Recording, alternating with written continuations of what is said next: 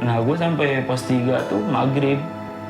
Nah pos 3 tuh dia ada kayak bangunan bekas radio Belanda gitu. Oh iya tahu tuh gue. Gunung Puntang tuh emang dulunya bekas radio Belanda. Nah pas malam gue nggak punya lampu tenda, gue pakai headlamp, gue taruh atas. Nah pas gitu gempa di atas. Itu gempa jam berapa kira? Kira-kira bangsa ada jam 1-an lah. Jam 1 malam. Jam 1 malam. Katanya dia kayak ngelihat prajurit Belanda gitu, orang pakai topi, baju dimasukin kayak gitu. Ngerti kayak prajurit zaman dulu kan kayak gitu pakai baju coklat gitu kan.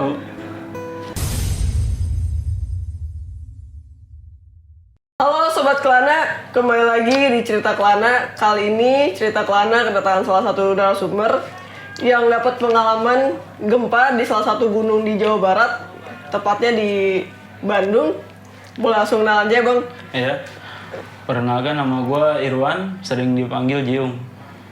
Itu lu naik gunung mana sih Bang tepatnya? Gue naik Gunung Puntang. Gunung Puntang. Terus kejadiannya tuh gimana Bang? Ya awalnya gue dari Cikarang kan bertiga tuh. Sebenarnya gue udah nggak mau naik gunung itu, karena udah kelamaan gue nganggur kan. Emak gue sampai udah bosen gitu ngeliat gue naik gunung, bahkan sebulan sampai 3 kali turun naik gunung. Gue udah bilang tuh udah terakhir Pak, udah nggak bakal naik lagi. Nah pas ngeliat teman gue habis naik, yang berdua itu pas habis naik Gunung Salak, gue tergoda lah. Nah seminggu berikut dia ngajakin gue naik Gunung Puntang. Cuma gue izin malam sama gue bilang bukit itu gunung, karena pendek. Nah dari situlah gue ayoin tuh bocah gue kan, jalan lah gue bertiga. Nah gue nunggu di depan, pas gitu dia malah datang ke rumah gue dan ketemu emak gue, bilang itu gunung. Nah mulai dari situ kan emak gue nelpon nanya kayak gitu. Gue udah termasuk bohong dong ya kan. Iya udah termasuk bohong lah gitu. Udah termasuk bohong. Nah pas gitu gue jalan dari Cikarang ke arah Bandung. Gue ngeres dulu tuh di Cikampek. Gue beli logistik lah, makanan kayak gitu. Biasalah gue naik gak pernah mewah-mewah, paling beli mie sama nugget paling udah itu aja. Naik tepatnya sampai jam 12 gue di Bandung. Ternyata sampai sono tuh gunung itu tutup, Gunung Puntang tuh. Berarti lu naik ilegal tuh? Ilegal gue. Nah gue udah tutup di Gunung Puntang itu, udah nggak dibuka karena emang alasan dia dari panitia setempat tuh, dia katanya lagi kemarau panjang, tahu ada kebakaran apa gitu di gunung. Ya udahlah, gue mau nggak mau, niatnya gue mau ngecamp di Ranca Upas. Nggak enak banget kan, niat mau ke gunung cuma ngecamp doang. Gue dari dari base camp turun ke bawah, ada 3 pendaki tuh dari Bandung. Gue tanya kan pas gue berhenti mobil, tanya pakai bahasa Sunda, cuma gue nggak ngerti banget. Balik kemana gitu? Mau ke puncak Puncak Mega. Puncak Mega tuh, jadi Gunung Puntang tuh nama Puncak Mega gitu. Oh iya. Nah gue diskusi sama bocah gue di dalam mobil bertiga, gimana nih? Mau lanjut nggak ke Gunung Puntang ya? Kata dia ya udahlah, udah telanjur udah sampai mari kan. Gue lanjut. Ya udah gue bilang lagi sama bocah Bandung, orang gue doang yang ngerti ini kan Sunda. Bareng bisa gak katanya? Bisa kata dia. Ya udah ya bareng. Jadi gue turun lagi naruh mobil di rumah saudaranya si bocah Bandung itu bertiga. Naruh mobil. Nah dari situ packing lagi, kita beli minyak. Gue naik tuh lewat jalur kebun kopi Puntang. Jadi nggak lewat base camp. Jadi lu lewat jalur yang lebih ilegal lagi. Nah mulai dari situ kan kita agak melipir, naik. Nah udah sampai ketemu di jalur pendakian tuh. Gua di situ emang gua lama banget gitu ngerokok. Bocah Bandung gitu ya emang dia tuh bertiga sama sekali gak ada yang ngerokok gitu. Dia cabut duluan, pamit gitu sama gua, jalan duluan gitu. Ntar mintanya ketemu di atas. Ya udah, kata gua nggak apa-apa, duluan aja. Nah gue bertiga tuh lama banget gitu gue cerita, bahkan itu sebelum pos 1 pun belum itu cerita-cerita kayak gitu. Naiklah gue pos 1 nyampe tuh ngaso lagi gue sih ngerokok lagi, sedangkan bocah Bandung malah makin jauh gitu. Oh, oke. Iya, gue bertiga udah gitu kondisi emang cuaca tuh emang agak mendung. Atau emang lagi musim hujan? Enggak, emang benar kemarau. Cuma yang mendung itu mendung kabut gitu, kabut tebel. Nah mulai dari situ ke pos 2 itu tanjakan makin curam tuh. Ya karena emang udah sore kan, maksudnya bocah tuh berharap tuh ngecamp tuh sebelum maghrib. Iya emang karena bocah jalannya santai banget gitu. Ya udah jadi mau nggak mau ketemu maghrib. Nah gue sampai pos 3 tuh maghrib. Nah pos 3 tuh dia ada kayak bangunan bekas radio Belanda gitu. Oh iya tahu tuh gue. Gunung Puntang tuh emang dulunya bekas radio Belanda gitu. Iya. Ada pondasi. Gue kan kayak gimana ya, bocah gue mulai dari situ tuh udah mulai kayak down gitu, ketakutan kan. Kalau gue santai-santai aja gitu. Nah dia tuh menurut gue terlalu kayak dipendem gitu, maksud kayak lapar gak bilang, karena dia pengen buru-buru nge-camp gitu. Terus? Nah, gue jalan lagi, nggak lama, nah mulai dari situ udah pucat nih bocah nih. Tuh gue lapar kali ya, gue berhenti kan, buka mie tuh. Makan dulu di situ, kabut udah parah sih, udah tebal banget di punggungan. Gue makan mie dulu sekali, jalan lagi, sampai jam 7 gue nyampe area camp. Gue bertiga doang tuh. Emang karena bocah Bandung ngecampnya di puncak gitu. Berarti lu sama bocah Bandung ini kepisahnya jauh berarti? Jauh. Lu camp di bawah, dia di puncak? Iya.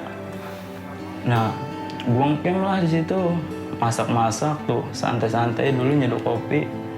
Entah jam berapa, jam 9-an gitu. Tidur lah. Nah pas tidur tuh, jadi gue pakai tenda naturek yang buat 2 orang. Minimal kan gue bertiga ya. Iya. Gue sendiri lah, badan gue gede gitu. Bocah itu berdua teman gue. Nah pas malam, gue nggak punya lampu tenda, gue pakai headlamp, gue taruh atas. Nah pas gitu gempa di atas. Itu gempa jam berapa kira? Kira-kira bangsa ada jam 1-an lah. Jam 1 malam? Jam 1 malam. Bocah gue kondisi udah pada tidur kan. Nah gue pas gempa itu gue, sugesti gue naik gitu. Gue jadi inget orang rumah gitu. Gue pengen balik aja gitu. Karena kan gue satu udah nipu emak gue. Iya, udah gunung bohong. ilegal. Naik gunung ilegal, iya Nah, bener. dari situ sugesti gue naik kan. Oh udah apa aja sih, itu mah pikiran gue udah aneh sih. Situ alhamdulillah tuh nggak lama selang itu udah kan gempa. Dibanding gue semakin takut gitu ya, gue matiin aja headlamp, gue langsung tidur. Tapi temen-temen lu bangun nggak pas Nggak gempa sama itu? sekali. Dia nggak ngerasa, cuma lu doang? Mungkin dia nggak ngerasa kali ya. Emang karena capek sama dia, emang dari naik tuh udah parah, maksudnya gitu, udah kecapean sendiri. Entah karena pikiran, tapi dia nggak cerita gitu. Gue udah lihat dari mukanya. Terus itu gimana?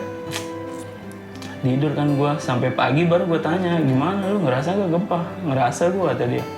Tapi nggak bangun lu. Ya gue lagi takut kata dia. Gue mau bilang ke samping gue juga takut, ke si Dio kata dia. Ya udahlah biarin aja itu. Nah pas gitu, gue sarapan sambil nyeduh kopi. Gue mau nggak mau harus nemuin bocah Bandung yang di atas dong. Iya, khawatir juga kan kita ya? Khawatir, sama-sama khawatir gitu. Karena kita naik berenam tuh.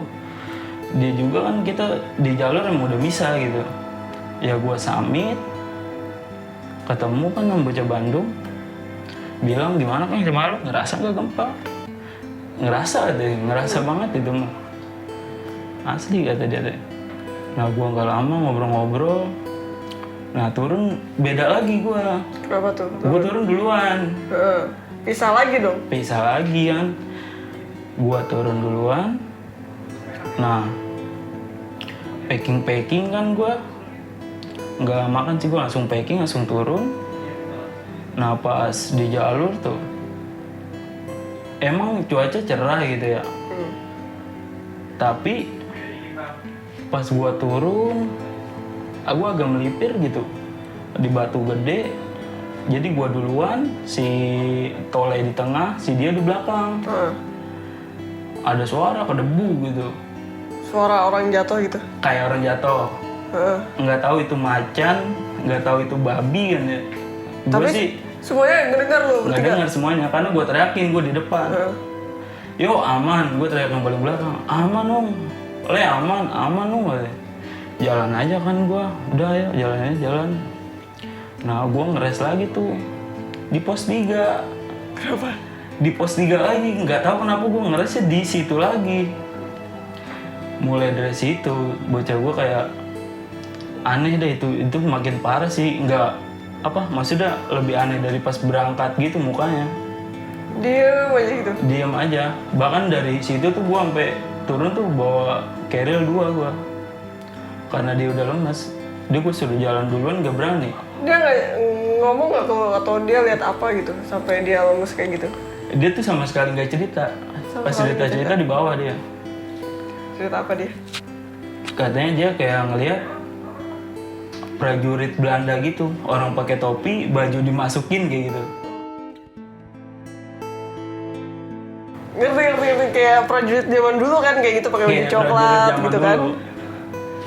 Gua kira tuh dia nggak ngelihat dari pas awal berangkat, padahal dia ngelihat dari pas awal berangkat. Oh jadi akhirnya lu tahu tuh penyebab temen lu diamnya tuh Iya, gua tahu. gara-gara lihat banyak prajurit Belanda di situ. Iya benar. Berarti itu dia emang kaget karena lihat hantu Belanda juga kan, Mbak? Berarti yang lihat hantu Belanda tuh cuma satu orang itu doang yang pucat. Satu orang itu doang pucat. Temen lo yang satunya? Yang satu biasa aja, karena dia tuh sama gua ya bercanda mulu lah gitu. Bercandanya tuh apa, sompral atau gimana? Iya, bercanda sompral. Gue anehnya kenapa ya orang yang kayak gitu malah ini gitu biasa aja. Menurut Nggak gua- digangguin gitu? Iya, nggak digangguin gitu. Maksud gue ya emang entah sugesti bocah gue yang satu gitu kan. Emang penjeri apa gimana nggak tahu gue. Nah berarti lu sampai base camp tuh jam berapa Bang?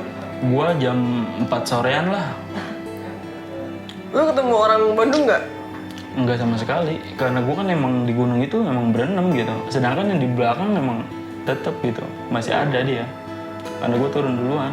Ngejar buat ke Cikarang gitu. Di situ ada cerita lain nggak Bang? Nah, bukan cerita lain. Jadi si bocah yang ketakutan itu malah cerita. Dia Gimana? terbukanya pas di bawah, pas dibilang bukan base camp sih, di rumah warga yang gua nyimpan mobil itu kan, di rumah saudara yang bocah Bandung. Cerita banyak lah di situ katanya. Gua tuh sebenarnya pas naik tuh dari pos 3 tuh udah ngeliat itu ada orang itu. Makanya gua nggak mau ngecamp di situ gitu tadinya. Jadi kayak ada prajurit Belanda gitu yang ngamanin daerah situ. Oke. Ya gue bilang kan, lu ngapa diem aja gitu. Ya kan kata dia nggak boleh cerita di gunung, kata dia gitu. Oh iya bener juga sih. Nggak salah dia, nggak salah. Nggak salah. Oh itu temen lu ngelihat prajurit itu cuma satu atau banyak kan? Banyak kan sih. Banyak kan terus di satu tempat atau dia nyebar gitu? Jadi kayak di satu tempat itu doang. Di satu tempat Di itu doang? apa, pondasi bangunan itu. Oke. Yang bekas radio. Dia nggak coba buat nyamperin gitu? Ya gimana nyamperin orang gua aja pas diem di situ kan, ngeres di situ dia langsung minta cabut. Tapi lu ngerasa nggak pas keras di situ ada hawa aneh atau gimana? Kalau gua biasa-biasa aja gitu, cengenges tawa-tawa. Cuma bocah ini doang yang satu, emang dia penjeri gitu, takut. Berarti pengalaman lu di Gunung Puntang nih lumayan horor juga ya, apalagi Lumayan. sampai kena gempa gitu. Itu gempanya gara-gara apa tuh Bang? Itu gempanya pas banget gunung Tangkuban Perahu yang kemarin terakhir gempa itu. Oh yang erupsi itu ya? Nah, erupsi. Ternyata itu emang getarannya emang kerasa banget.